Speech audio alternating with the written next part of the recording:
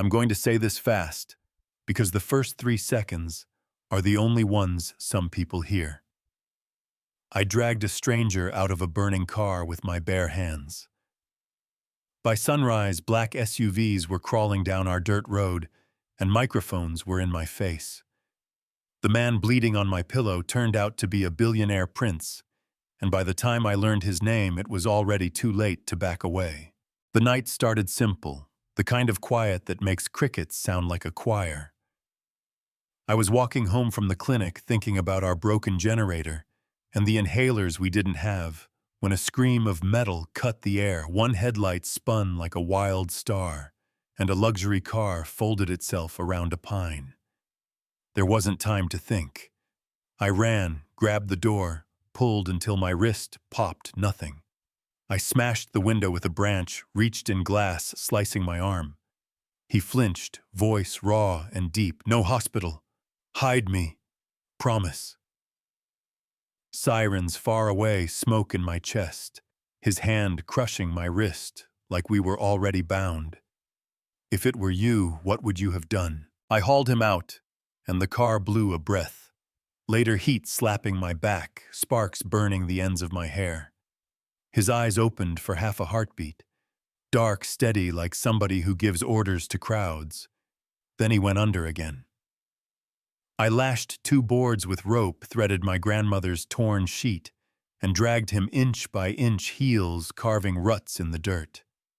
A black SUV coasted past on the highway window down just enough that I could feel the stare. He twitched lips, brushing my ear. "Don't trust them," and went limp. Pattern interrupt. I almost left him there. I really did, but some moments are bigger than whatever fear is chewing on you.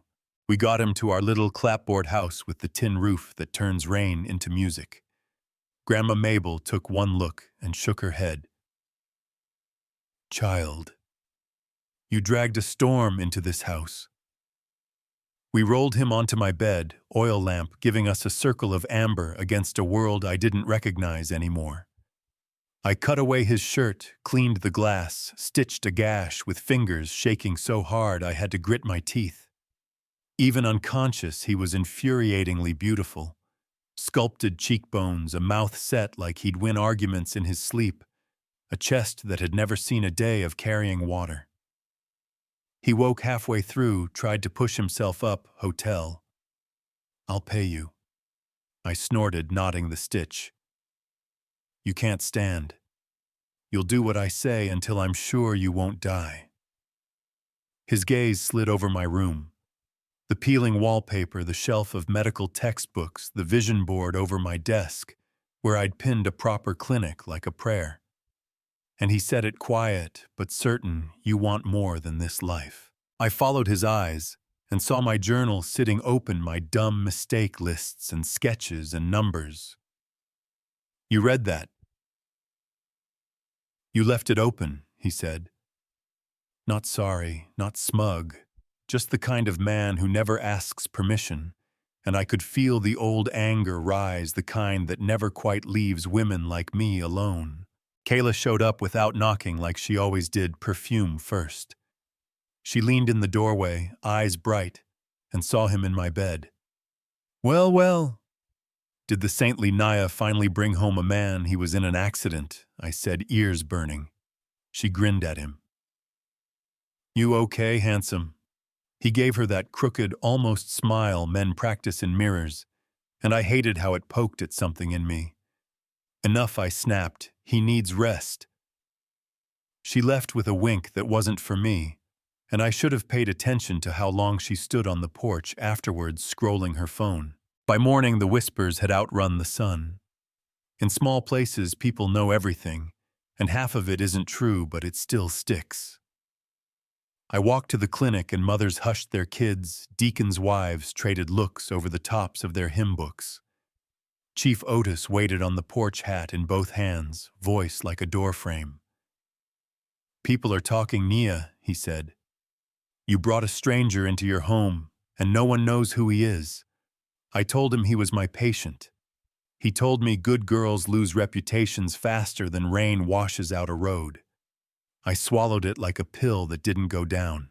Back home, the stranger was sitting upright, bandage white against his skin. He'd heard every word through the thin wood. "You risk a lot for someone you don't know," he said. "And you risk my entire life by showing up bleeding with secrets I shot back. Who are you really?" He held my eyes and finally offered a sliver of truth. "Someone who doesn't belong here." He wasn't wrong. Somewhere far from my bed, and the soft quilt that had seen more grief than comfort, a queen mother in a city of marble was pacing grooves into her palace floor. A younger brother was smiling like a sharpened coin, and a woman named Selena was painting her lips to match the headlines she was about to light on fire. By afternoon, our dirt road was lined with black SUVs, tires whispering dust into our kitchen like smoke. Men in suits stepped out with their hands empty, but their eyes full. The one in front spoke into a tiny mic, target located. Then he looked at my stranger and bowed. "Your Highness." The world tilted. I heard my voice before I knew what I'd say. "What did he just call you?" He looked down, then up, then past me. "It wasn't safe," he said, and somehow that made it worse. The convoy swallowed him. Cameras appeared out of grass, and gravel microphones pressed to my mouth like they could pull the story out by force. "Prince," someone whispered with awe and envy tangled tight. "You lied to me," I murmured, because there wasn't room in my throat for shouting. He reached for me and didn't reach far enough. Doors slammed, and I was left staring at an empty bed that still smelled like smoke and trust I couldn't get back. They summoned me to the palace 2 days later, like I was a letter, not a person, with a grandmother who needed tea and a clinic that needed electricity. Chandeliers hung like frozen rain.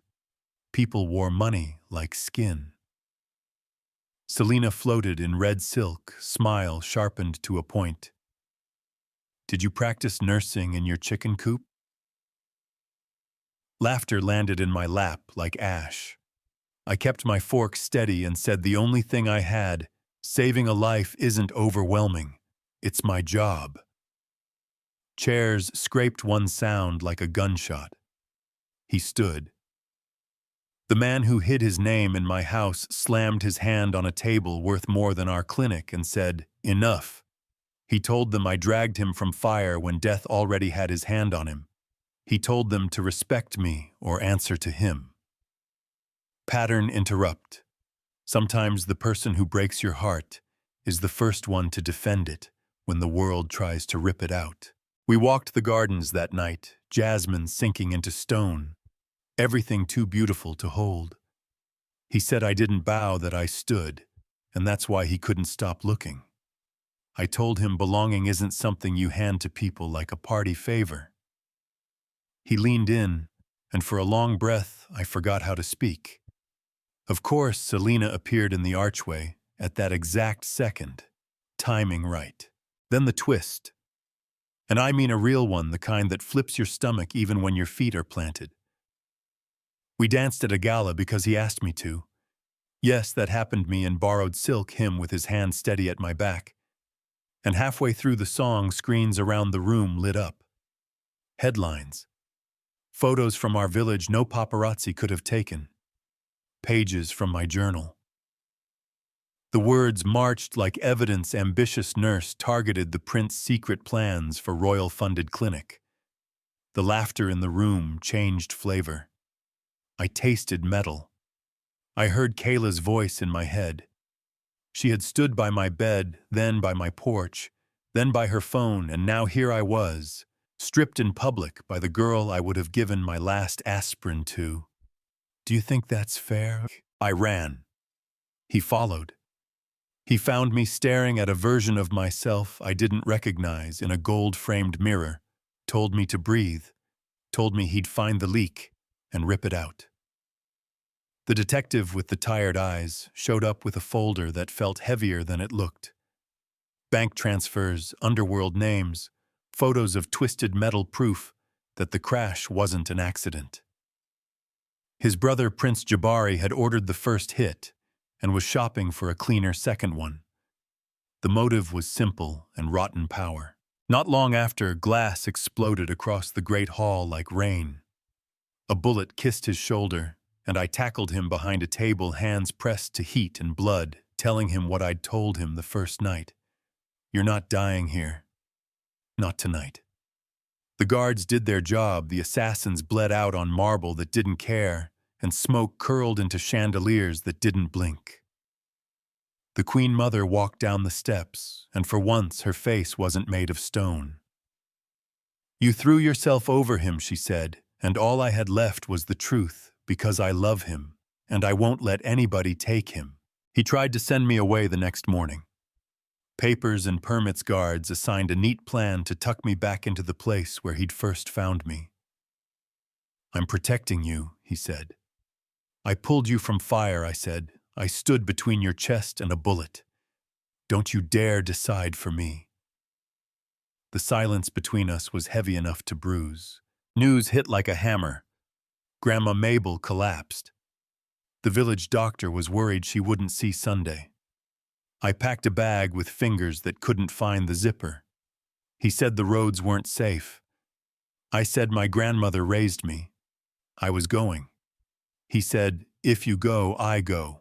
We drove before dawn, motorcade slicing black into gray. Every truck that passed made his fingers twitch toward the weapon he hated needing. When we reached the village, the air felt like home and goodbye braided together. I held Grandma's hand. She smiled at me through pain and told me I was stubborn like my mother. He stood in the doorway, crown left in the car, and learned how small spaces can hold everything that matters. That afternoon, he finally saw what I'd been saying. Our clinic floor cracked like old riverbed. Shelves mostly air. A small girl wheezed on a cot while her brother held her hand. If I had an inhaler, she'd be fine in minutes, I heard my voice say, like it belonged to someone else instead. I get to pray. He looked at the room, then at me, and something set inside him. "Tell me what you need." "All of it. I'll fund it." I told him I wouldn't be bought. He said he wasn't buying, he was honoring what was already true. Mothers held their breath like it might be contagious. I held my pride and my shame in two hands and didn't know where to put either one. By evening, crates rolled into the square, medicine humming in brand new refrigerators, linens fresh enough to make us cry, textbooks for the schoolhouse, a generator that didn't cough. He didn't supervise, he lifted sweat soaking through a shirt that had only known offices before. Chief Otis watched from the church steps, arms crossed, then nodded once like a man paying a debt. The sound that rose from my village felt like forgiveness and thunder together. He turned to me, dropped to one knee in the dust, with gold flashing at his cuffs and fear flashing in his eyes, and asked me to marry him. I said yes. "You would have too. Stick around because what happened next will blow your mind." We barely made it through the palace gates before glass shattered again. A rifle cracked.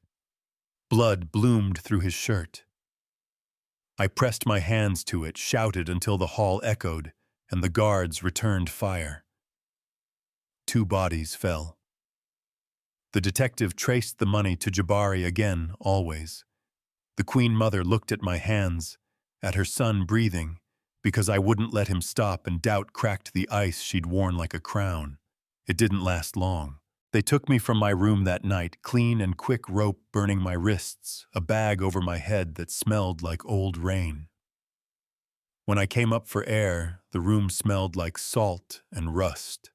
The docks. Jabari stepped from the shadows, looking like the kind of man who never learned enough to be afraid. "Either he renounces or you die," he said, like both were the same to him.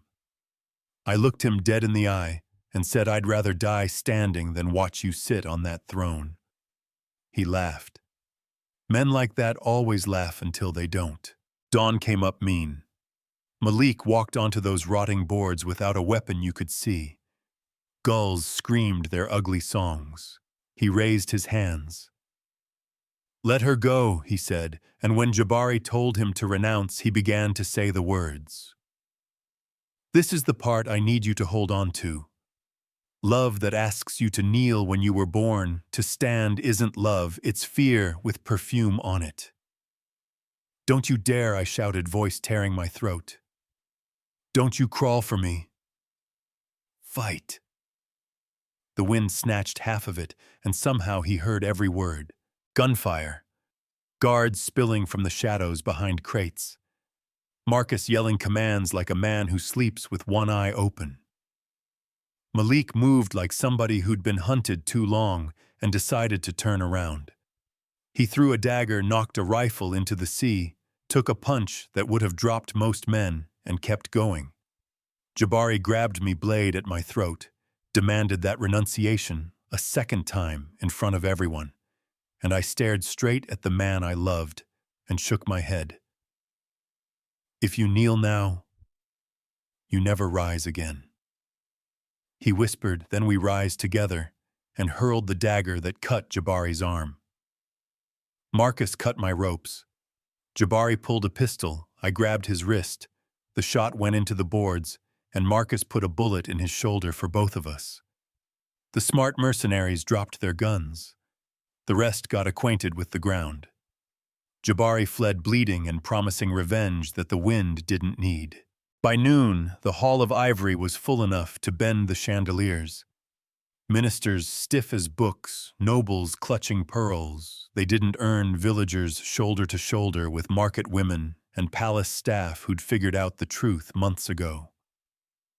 They accused Malik of weakness, said a nurse had clouded his mind. He stood cloak, a little torn, shoulder bandaged, eyes bright like steel in the sun. I renounced nothing.